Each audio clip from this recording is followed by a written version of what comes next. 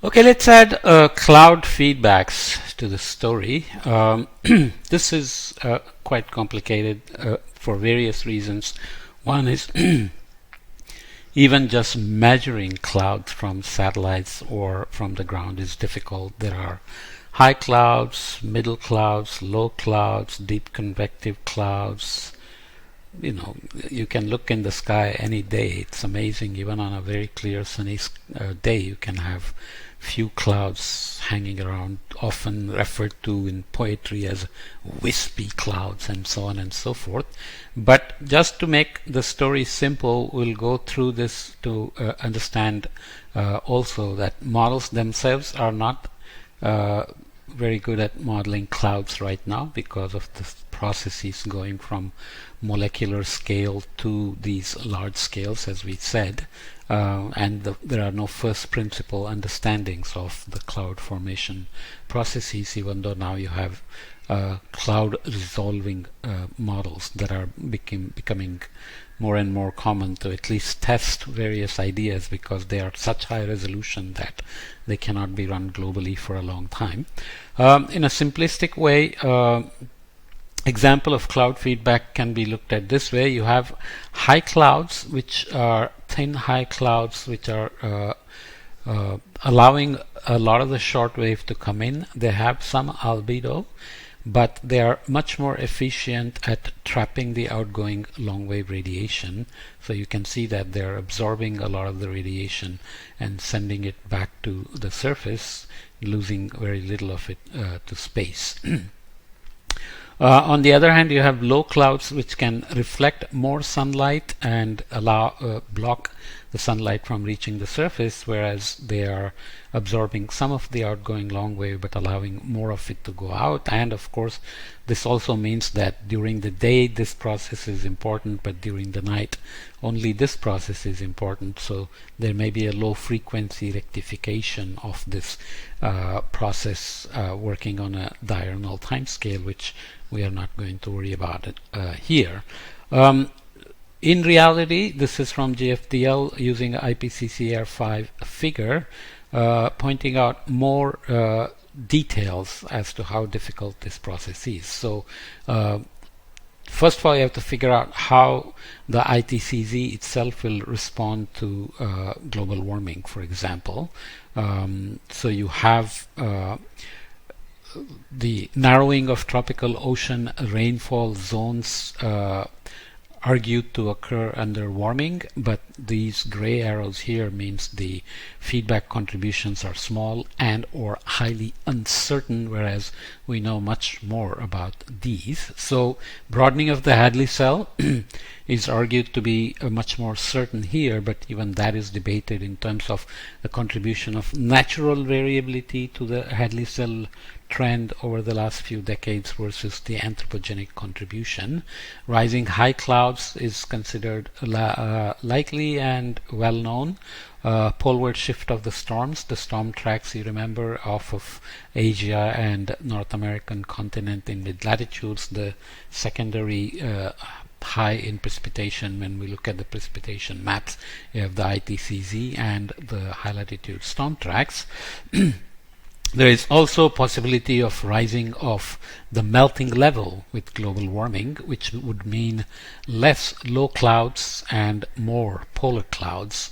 So polar amplification is already well documented, and there are arguments that there is water vapor cloud feedback involved in it other than ice albedo feedback in creating polar amplification.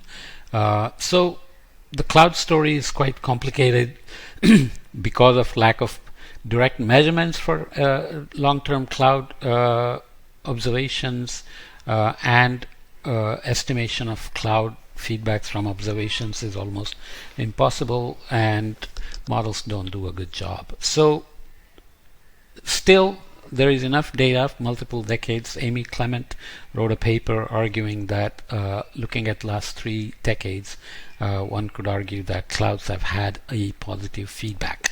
Does that mean that's what will happen in the future? Unclear, but be as it may, you can look at the satellite map here. This is for a month in July, I think. You can see the ITCZ, the double ITCZ here, the high latitude clouds and ice here. Southern Ocean has got complicated stories. The tilting of these things have to do with dynamics of how energy gets moved to the north. You have thin high clouds, the stratus deck here, associated with upwelling cold temperature and subsidence in the atmosphere. Similar thing here, but not as extensive, and so on and so forth. But it tells you a story of just how difficult estimating cloud feedbacks is. So given all that, if you look at surface temperature perturbation, increased temperature would give you increased humidity directly from Clausius Clapeyron, which would tend to increase low clouds, which would tend to increase the albedo and cool the temperature. So that's a net negative feedback, because you have only one negative feedback in this loop. On the other hand, the increased humidity would lead to also increased clouds, which would perturb the radiation balance in a way to trap more radiation, more outgoing long wave radiation. High clouds allow short wave to come in, as we just saw, and trap long wave, and that would warm the temperature, so you have a positive feedback here. So the question is, what is the net feedback of these two, and how will the net feedback be dominated? Is it by the radiation balance or by the albedo effect? Some estimates were made by Dennis Hartmann way back in 1994, looking carefully at cloud-free regions and cloudy regions and so on. Estimate for the change in radiation in watts per meter squared due to the global cloud cover. So he's looking at long wave radiation, absorbed short wave radiation, net radiation forcing estimated from clouds from satellites, and the albedo effect. So the mean outgoing long wave radiation is minus 234. Without clouds, in cloud free regions, that goes up to goes down to minus 266, because you have some of the direct radiation from the surface going out as well. So the clouds basically trap 31 watts per meter squared of the outgoing long wave. Short wave coming in is at 239. Without clouds, that goes up to 288, more reaching the surface, as you can expect. So there is a net cooling of minus 48 watts per meter squared by the clouds. So the net radiation here change due to net radiation balance change of short wave and long wave is in the mean 5. Without clouds, it's plus 22. So you're looking at global mean and without clouds. That's how you have to do it. Without clouds, it's a net cooling. So albedo is mean is 0.3, as we already know. Without clouds, it would be down to 15%. Clouds add 15%. So here it would seem that the albedo effect is dominating and giving you a net negative forcing due to clouds. So using the number here and the fact that cloud mean cover is 60%, you can say maybe there is a 0.3 watts per meter squared per percent change of cloud cover. Now we have to translate that to feedback and the sensitivity. So we can remind ourselves of the two-layer model we looked at, where we took short wave and cloud long wave emitted by clouds and the long wave escaping from the gray surface at temperature T1, and we need the other equation to solve for two unknowns T1 and T2, where we assumed cloudy regions were black body radiation. So the long wave emitted under the cloudy region has to be then balanced by the impact on the atmosphere. So assuming that the albedo is not temperature dependent and effect of high clouds is irrelevant and no additional forcing exists, we got before in equation 221 the Planck radiation or black body radiation feedback to be minus 3.33 watts per meter squared per Kelvin. Now we have to see how clouds modify it. So coming back now, assume that as a first step the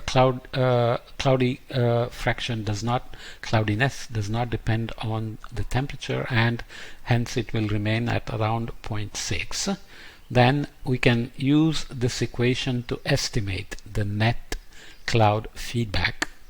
Okay, just plug in the numbers with this, and we will get the modification of the Planck radiation by 1 watts per meter squared per Kelvin, where now the net cloud feedback here is positive. That's the lambda W. So the net feedback is at minus 2.33 watts per meter squared per Kelvin. 1 over lambda is increased because you have gone from 3.33 to 2.33. So that means the clouds would increase the climate sensitivity. Of course, the two-layer ABM is not a realistic model to quantify the cloud feedback correctly. To this end, atmosphere models are necessary that resolve the formation of clouds in all their forms. Latest estimate from several climate models yield lambda W of 0.69 plus minus 0.38 watts per meter squared per Kelvin, again from Sandrine Boni's paper. You can see now that the model's uncertainty is quite high, almost more than 50%, right? So this is what we are dealing with in terms of cloud feedback. So we will come back and look at another feedback in the next podcast, which is the lapse rate feedback, another important feedback as to how the atmospheric structure itself adjusts to global warming. And we already implied it, saying that the level of melting would increase, and that would affect low clouds and so on. So these are not independent, even though they are we are estimating them separately, but that's the necessary evil we have to deal with. Okay.